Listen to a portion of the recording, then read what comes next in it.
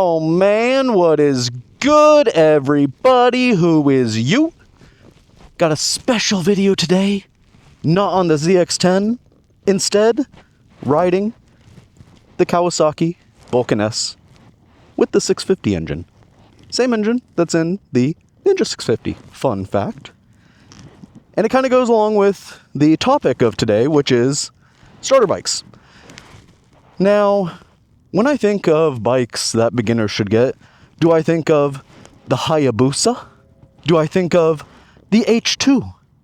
Do I think of the Yamaha TW200? No, I really don't think about any of those, honestly. The reason for that, I'll get to momentarily. For that, though, how about we hop on the 650 and take it out on the road? Now, when I think of a beginner bike, I'm sure a lot of people think of, the tiny little bikes, like a 300 or something, 250, whatever. And while yes, those can definitely be starter bikes and a first bike for a lot of people, I don't really think that it's necessarily the best choice, because yes, you can have a lot of fun on those bikes, but a lot of people, they will get a small bike, maybe a Grom or something, or something in like the 250 class, 300 class, something like that, and they'll get kind of bored of it pretty quickly. And that's not necessarily a bad thing, but then you have to go through the whole hassle of selling the bike, finding a new one, all that. And I just think that that's incredibly unnecessary. Like, I started on a 750. Not a Supersport 750, it was a old 1981 Kawasaki KZ 750. That was my first bike, that's what I started on. A month later, I was on a Honda CTX 700. The smallest displacement bike I've ever had was my Ninja 650. Displacement isn't everything. Because obviously, I talk about, the 650s. That's different for the type of bike that it is. Now, obviously, if it's like, a 650 class bike is fine. It's like, a 600 is smaller than a 650, so that must be an even better starter bike. No, don't get ahead of yourself, bucko. When you get to the 4 cylinders and the proper sport bikes like that, it's a little bit of a different story when it comes to the displacement. For that kind of bike, I probably wouldn't want to go more than a 400 or 500 for your first bike. If you're dead set on getting a sport bike as your first one, and you want something that you can have fun on and practically use, I say practically used, one that can have enough speed for you to be comfortable on main roads, then like a 400 or 500 sport bike would be fine. But it comes down to what you really want. And for that, you are going to have to go sit on some bikes. You just need to go to the dealerships. You need to sit on some different types of bikes. See what feels good to you. You never know what you're going to like until you sit on it.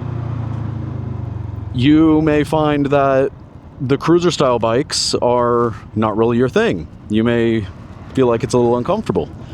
You may feel like a sport bike isn't your thing, that it's not really that comfortable to sit on, and that's all fine. It comes down to personal preference. My personal viewpoint on that is anything probably above a 300. If it's going to be your only bike and you're going to be using it on main roads, I say don't even waste your time on getting something like a Rebel 250 or a Grom or the TW2, like anything small like that. I would honestly say don't even waste your time. And it's not that they're bad bikes, it's just that, like a Grom, for example, little 125, it'd be a fantastic bike to take out to a lot and learn things on. Sure, it's a fantastic practice bike and kind of a secondary bike to just have fun with.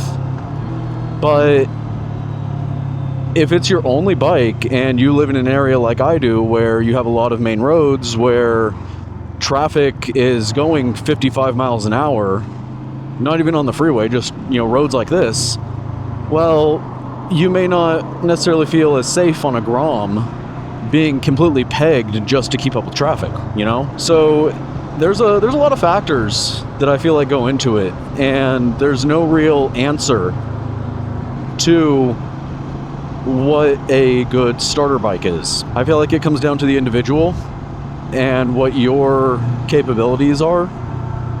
If you're the kind of person that you have more than 2 brain cells to rub together,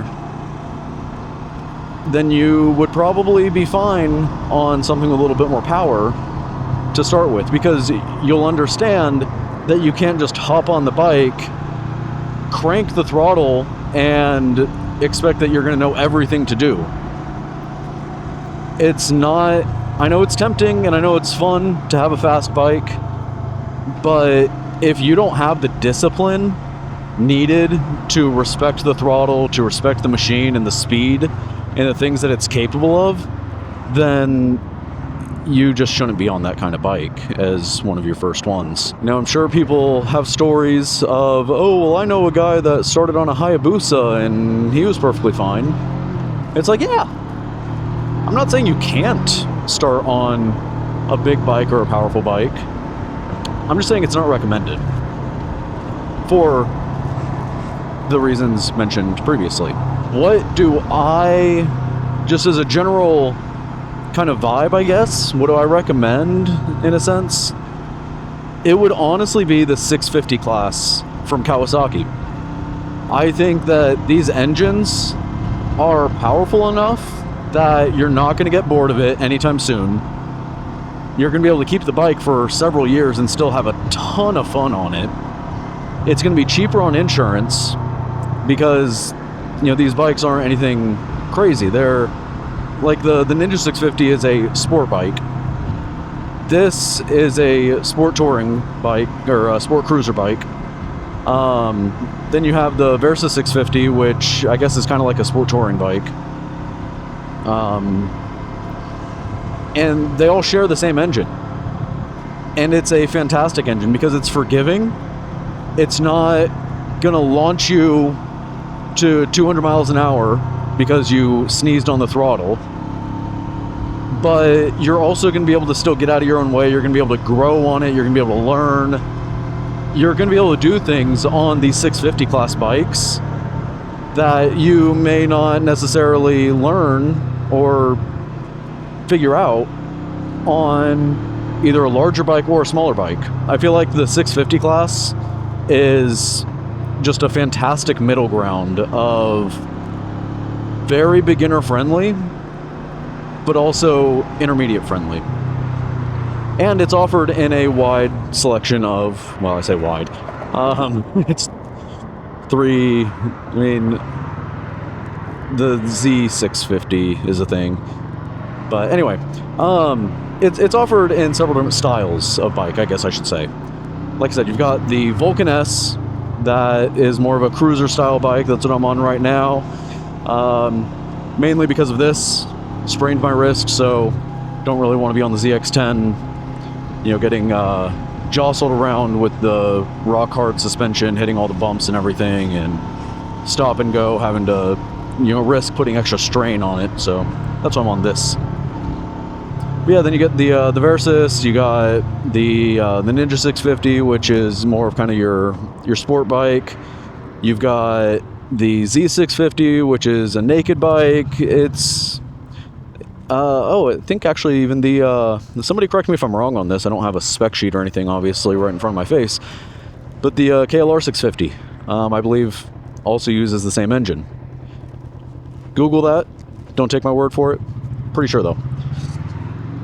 So, it's the 650 engine from Kawasaki comes in a very wide variety of bike styles, which makes it conducive for different riding preferences. So I personally heavily recommend the 650s, but You know, your mileage may vary. Maybe you don't like Kawasaki for some reason. I mean, that's fine. Like I said, there's no one answer for what makes a good starter bike or first bike or anything. I can only give my personal recommendation from owning a Ninja 650, riding this Vulcan S. I've ridden a Versys 650, so I'm pretty familiar with how these engines are, and they're fantastic. They're great. They're fun. They're forgiving. But you can still get yourself in a little bit of trouble if you really want to. Probably should have gone that way, actually. Could have hopped on the freeway and done a thing. I will see you guys after I sit through this traffic and flip back around. Actually, while I'm sitting here, this is another point to bring up. On this bike, I am completely flat-footed. Both sides. Now, to some people, that is very important. Like my mother, who this bike belongs to, she really cares about that. She really cares about being able to fully flat-foot a bike. Now, me, it's nice.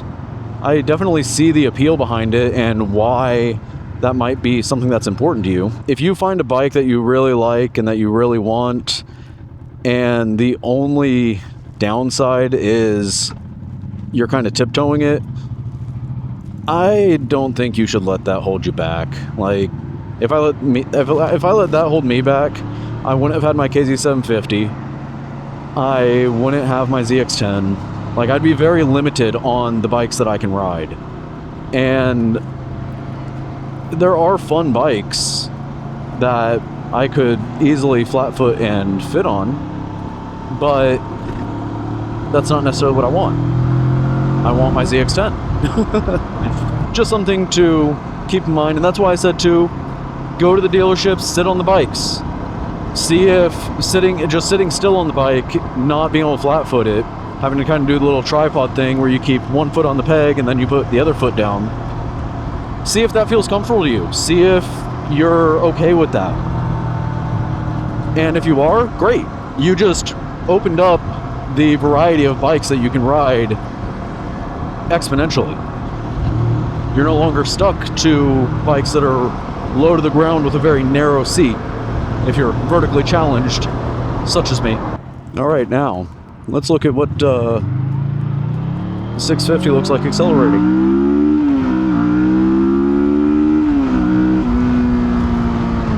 Yeah, so I mean, it's got some pep, but it's not gonna get you in too much trouble, you know? It's a very tame class of engine. I really like them. Yeah, I think they're a lot of fun because you can cruise with them and just kind of chill, but still have power on tap. You don't have leader bike power, and that's kind of the whole point of why I highly recommend the 650 class to people just starting out. I'm not downplaying this platform by any means, saying that this is like, you know, a starter platform and that, you know, it's boring and easy. Well, it is easy, but that it's boring or anything, because that's why I'm recommending it. It's a platform that's easy, very easy to manage and to use, but at the same time, you can grow with it. You can have a lot of fun. You're not going to be bored of it in 2 months. You can keep a 650 class bike for a few years and still have a lot of fun on it. I will say though, going from the ZX10 to this, the gearing is a little odd. Like, I'm used to dropping all the way down to first gear for some things because I can, and then on this it's a little less happy in first gear. Now, something else. I mentioned earlier that your environment can have an effect on what may be a good starter bike for you. And you know how I said that something like a Grom, I personally wouldn't want as my only bike because of, you know, the roads like this where you're going pretty much top of Grom speed just to keep up with traffic. If you're out in the middle of nowhere where you have 35-mile-an-hour roads everywhere, or you're in the city where you have a bunch of low speed limit roads, then in that case, I'd say like a Grom or a Z125 or anything like that is honestly a great choice. It's a bike that you can have a lot of fun with, and you're not putting yourself in danger being on it. And I put danger in big quotes because that's just a personal vibe for me. I don't like not having extra speed to kind of get away from a situation if I need to. I don't like being kind of stuck going the same speed as the rest of the cagers around me. I like being able to outrun them if I need to. Random side note right there. Oh boy, am I excited for that. That is where they are currently working on building not only an In-N-Out, but also a Wawa. Ooh boy, I'm so excited. Two of my favorite places, and they're gonna be right next door to each other. Oh man, that's just goated with the sauce. I feel like I don't really have much more to say on the topic. I feel like I've kind of covered everything and recovered it and recovered it, and I'm just gonna kind of get stuck in a loop if I keep going. So TLDR, the 650s, beautiful bikes, lovely bikes. You can enjoy them fantastically in both the beginner and intermediate skill group. I personally recommend those as your starter bikes. Other people may disagree. At the end of the day, just be safe. You know, get something that is within your skill level. And when I say skill level, that also includes your mental discipline and your mental capacity to respect the machine. So that's about all, everybody. Goodbye. Oh, and something else. Little extra thing. A huge thing with these 650s is they also have really, really good gas mileage. You can get like 65 miles per gallon on one of these things. It's awesome. So, yeah, that's another huge bonus for the old Kawasaki 650. All right, now I mean, that's about all, everybody. Goodbye.